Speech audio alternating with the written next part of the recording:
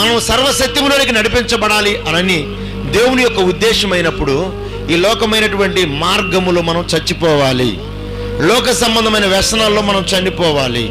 అక్కడ అంటున్నాడు పేతురు గారు, మీరు మూర్ఖులకు ఈ తరము వారికి మీరు వేరై రక్షణ పొందండి. ఆ రక్షణ పొందిన వాళ్ళంట ఇంచుమించు 3000 మంది అంట ఒకటే రోజు బాప్తిస్మం పొందారు. వీరు అపోస్తుల బోధలో, సహవాసములో, రొట్టె విరుచుట్లో, ప్రార్థన చేయుట్లో ఎడతెగక ఉన్నారు. వారందరూ కూడా అంట రాతి వంటి హృదయాలు పగలగొట్టబడిన వారు. రెండవది, వారి హృదయాల్లో మాంసము చేత నింపబడిన వారు. మూడవది, వారందరూ వాక్యముతో కడగబడిన వారు. ఆ కడగబడిన వారందరూ కూడా ఎక్కడికి వచ్చారంట?